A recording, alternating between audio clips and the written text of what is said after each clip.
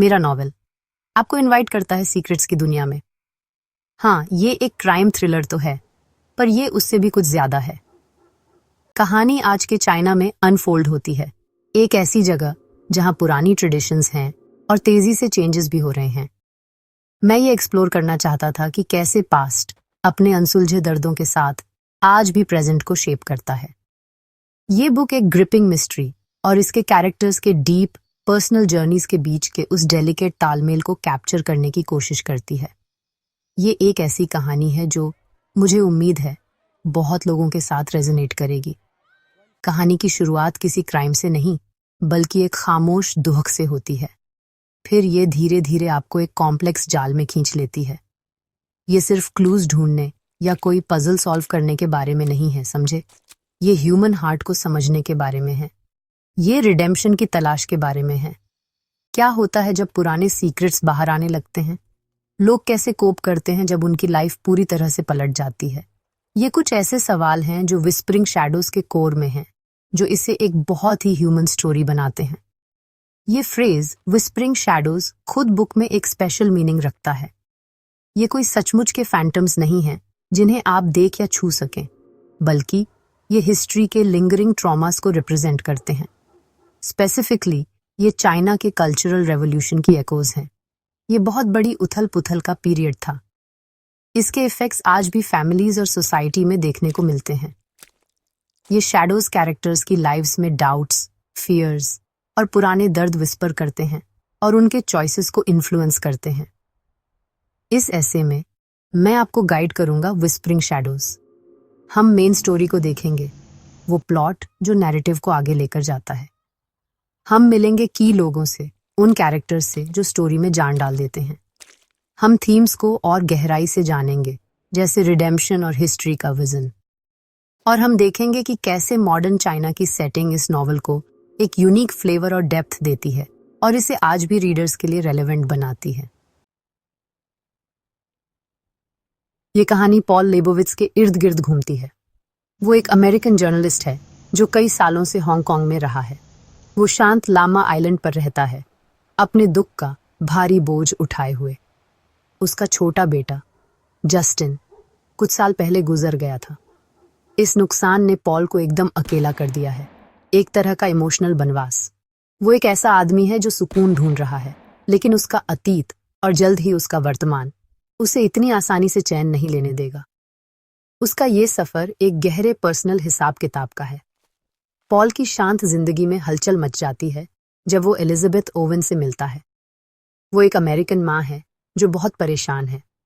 उसका बड़ा बेटा माइकल शेंजन में गायब हो गया है, जो मेनलैंड चाइना का एक भीड़-भाड़ वाला शहर है।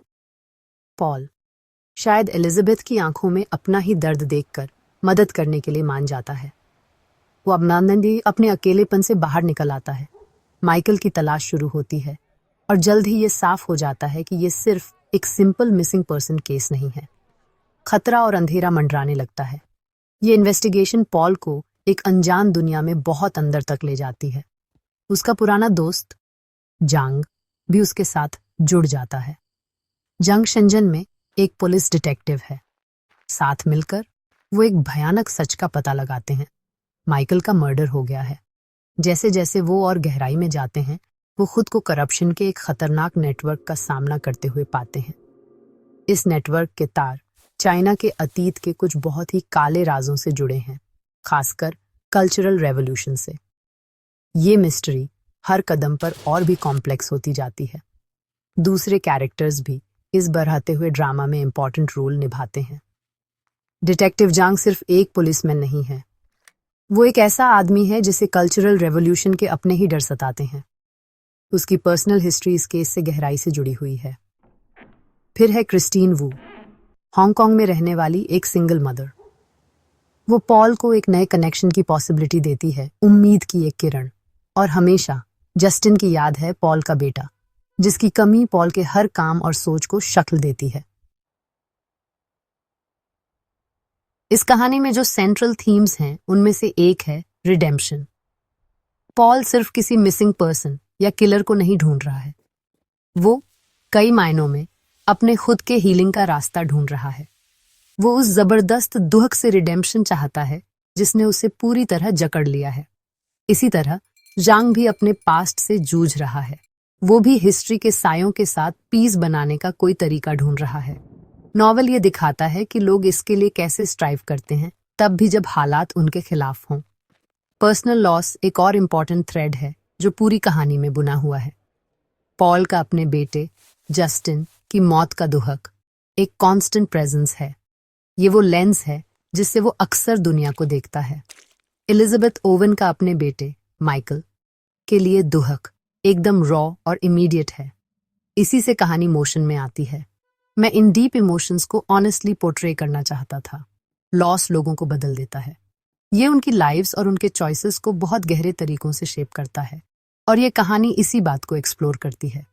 हिस्टोरिकल सीक्रेट्स का इम्पैक्ट कहानी के लिए बहुत क्रूशल है। कल्चरल रेवोल्यूशन, जो चाइना में बड़ी उथल पुथल का एक दौर था, वाकई एक बहुत लंबी शैडो डालता है। इसकी लेगेसी सिर्फ हिस्ट्री बुक्स तक ही सीमित नहीं है। ये आज भी प्रेजेंट डे में आम लोगों की लाइव्स को अफेक्ट करता रहता है। ये जो विस्परिंग शैडोज हैं, वो ये अनरिजॉल्व ट्रॉमास हैं, पास्ट के वो अनहील्ड वुंड्स हैं। नॉवल दिखाता है कि कैसे ये सीक्रेट्स प्रेजेंट को पॉइजन कर सकते हैं, और अगर इनसे कन्फ्रंट न किया जाए तो करप्शन और फर्दर पेन की तरफ ले जाते हैं। कंटेम्पररी चाइना की सेटिंग सिर्फ एक बैकड्रॉप से कहीं ज्यादा है। ये अपने आप में लगभग एक कैरेक्टर है। हम हांगकांग के ट्रैंक्विल लामा आइलैंड से लेकर शेंजन के बस्लिंग मॉडर्न मेट्रोपोलिस तक का जर्नी करते हैं। ये डायनामिक एवर चेंजिंग लैंडस्केप कहानी के लिए एक रिच टैपेस्ट्री प्रोवाइड करता है। ओल्ड ट्रेडिशंस और न्यू डेवलपमेंट्स के बीच का कॉन्ट्रास्ट, क्वाइट ग्रीफ और अर्बन एनोनिमिटी के बीच का कॉन्ट्रास्ट कहानी में डेप्थ की लेयर्स ऐड करता है। इससे कैरेक्टर्स के स्ट्रगल्स और जो मिस्ट्रीज वो अनकवर करते हैं, वो बहुत रियल और इमीडिएट फील होते हैं।